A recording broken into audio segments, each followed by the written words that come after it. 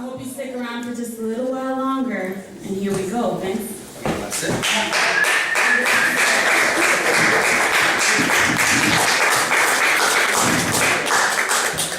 These are selections from my novel.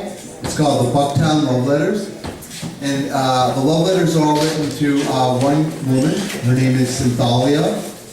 And Cin's received these love letters over 3 decades of her life. And they're all discovered the night she was murdered in a negligee in her Bucktown apartment.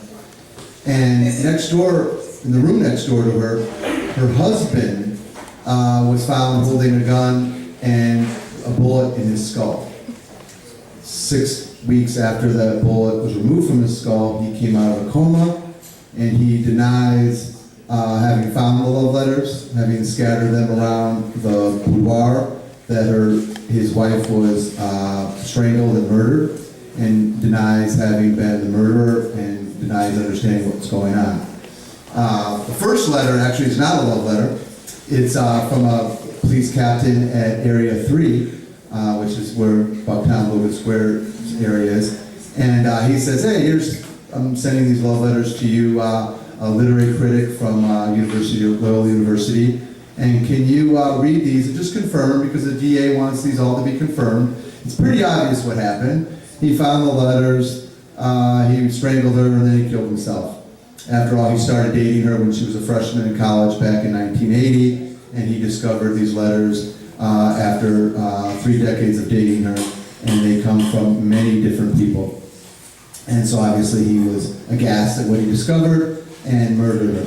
He denies it, and it's up to us, the readers of this novel, to read the love letters to find out what exactly happened. So it's a mystery, and it's erotic, because everything you read is a love letter to a very erotic woman, Cynthalia. What we're going to read today is a collection of letters, one set from Mario, her lover in Italy, when she leaves her husband, not yet a husband yet, but boyfriend, and goes for a semester to study in Rome.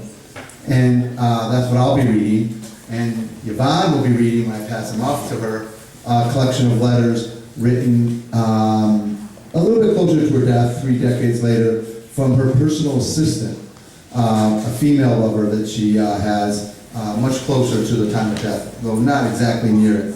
But the conversation is about a similar thing, so the fun about tonight for me is 2 parts of the novel that are really far apart from each other. When you would read them and sit down and read them, are now going to be juxtaposed right to each other. Does that make sense? You guys kind of get the... Yep. But this isn't going to help you solve the mystery. This is just going to help you enjoy who Cynthalia is and how much inspiring she is, I hope. From Mario, Cynthalia, your lips are so full and ripe. How I think about is how I want to eat them as I watch you talk about the way life you have back home in the USA, and why you tell stories about the foods in the mall restaurant, and the pizza with its crust and rich tomatoes. I think maybe I could be happy with such an American diet, but I don't want to simply nibble at you, my feast. I want to plunge my teeth into your lips and suck out their juices. You are so beautiful, your mouth so tasty and spicy, you make me hungry. Hungry for something else entirely. Every time we talk together, which always in such close intimacy, whether we're at a crowded cafe or alone together in your bedroom, I so appreciate you sharing your mouth with me. Your delicious lips, so complete and perfect, are so wonderful to watch. So wonderful, whether they are wrapped around my nipple as you gently bite at its tip, or even between soft sips of coffee when you are simply telling me what happened yesterday while I was gone. I apologize for being so insensitive, for turning your sensuous lips into such a bitter frown. When you gave that look to me outside of school today, I knew instantly I am to blame for something awful. Though your silence I had been thinking was because you were bored of me and had moved on to some other fancy here in Rome. There are many other fancies here in Rome, and I am a terribly jealous man. I didn't at first understand, I guess, because I was lost in our love and passion and all the lovemaking we were having. But then I asked myself, maybe something is wrong. But when could I have hurt her so? See, I didn't realize at that moment that I could change your feelings towards me so easily. Now I see that I could. Now I remember something that may have happened. Maybe it was when you were in your bed, in your tiny dorm room, and I asked, why did you come to Italy to study? And you said, I wanted to see the world. And then foolishly but freely, I laughed and laughed so hard. At first you laughed too, remember? Then you just turned away and I thought, a good time for a nap to myself. But when you woke up and woke me up and sent me away as you rushed to get ready for classes, I felt that your playfulness was gone. And since you haven't returned my calls and I'm not sure you want to see me again, and then I see your frown, now I see how despicable that laugh was. How much it must have crushed you, the joy right out of your wide smile. Oh, please forgive me, Santalia. I didn't know that my laughing with such abandon was really so neglectful of your true desires for yourself. If I take you out to see the world, will you forget that I was cruel? It makes me stop and hold my breath when I see your tongue emerge from your mouth. And it is exactly the same if it's just words leaving that mouth. I love when you say the world, especially when you say it with that touch of a European accent. Like, yes, you know the world. Like, it is so familiar to you. Like, it is something you've known so well that it's a pleasant memory that's just returned and brightened your day. The world. Or, the world is back in town, you say? Or, oh yes, the world. I was once her lover. And I believe so much in you. All your travels and your experiences, beaches in the Caribbean, casinos in Hong Kong, gardens in Rhode Island, estates. And when you talk of Europe, how it really isn't a place but an idea, a memory of what being old means, what it is, and how you think such a thing like Europe does not exist in time but in everything at all times. Your mouth is itself just as timeless as it. Your mouth is everything itself. What did you say? Remember I got out of bed to write it down? Nothing there grows or changes, since it is already grown and has already changed. So it is merely repeating itself or showing itself what is always already there.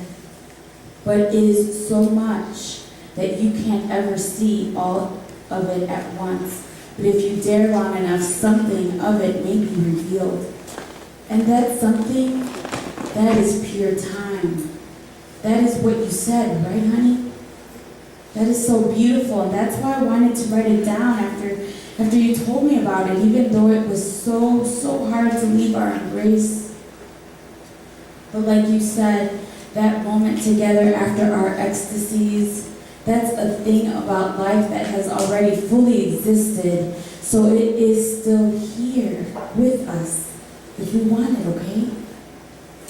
What we call now is for a European already a thing that has already happened in the past, and now it can be shared again, if we want it to bring back into our lives for an afternoon's pleasure. And yes, I do want it. An American girl like you can never know Europe, my mother says, and can never understand us Italians. But I tell her, no, Mama, you must listen. Santalia, she listens. She desires to know us.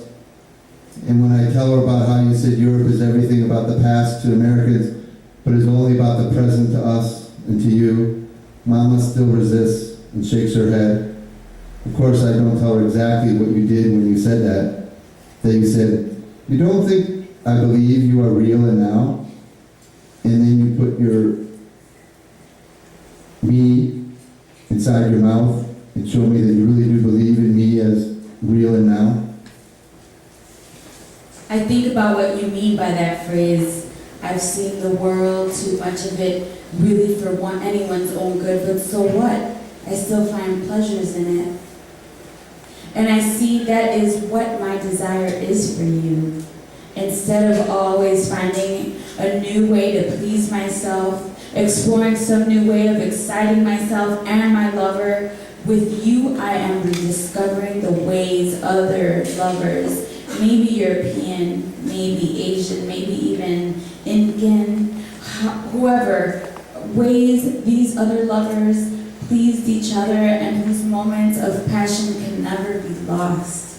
They were, as you said, of your European memories of sexual desire and your lover in Italy, always in your imagination. And whatever's one girl's fantasies is everyone's fantasies. That's what you said. What any girl on a college semester in Italy imagines about love, anyone can imagine. And to prove it, everyone does the exact same things she would do.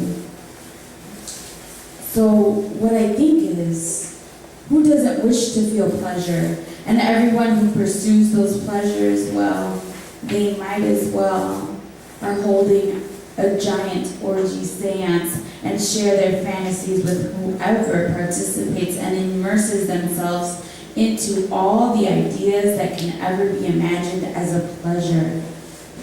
Am I learning what you are teaching me? See, all these ideas, girlfriend, they make me so, and I think how you say them as you lean towards me and how your mouth looks with these words coming out of it, pleasure, seem so many, never can stop, take more. I love to hear you say the words in English that turn you on. Fuck, spit, hate, again. Especially when you say cock. When you say it, I can imagine you have one in your mouth, your jaw pulling it deep into the back and down a little using your throat. I can feel my own sex throb, and I so wish, so want you to have my cock in your mouth. I would watch every second of that fellatio, believe me, every moment, until the pleasure forces my blood out of my head and slams my eyes shut. And if you keep me inside your mouth and after I am spent, I will still lick and swallow every drop of me that remains in your mouth.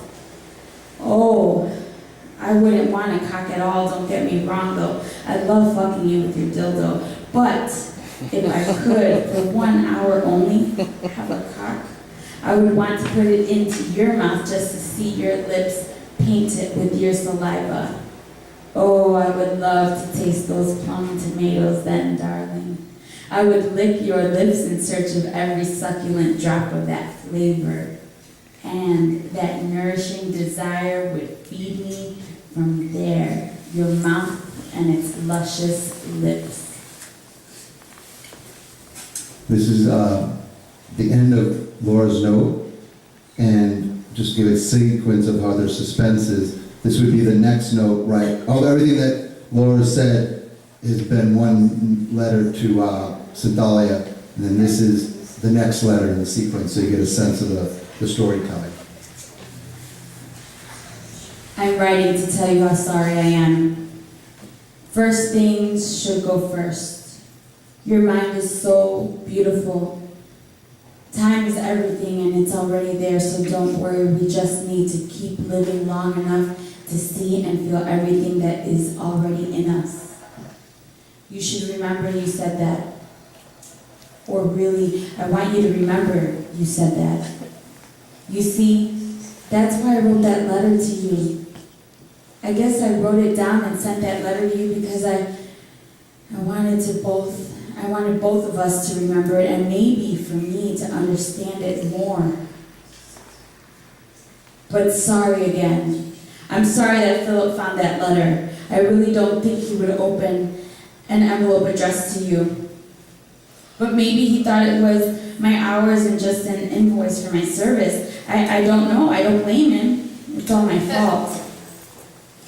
Can I be forgiven? Can I be selfish and ask if I can continue my services? I so want to and so need to. Please understand, I won't be careless again. That's why I handed this letter to you myself. And for it, thanks. Thank you.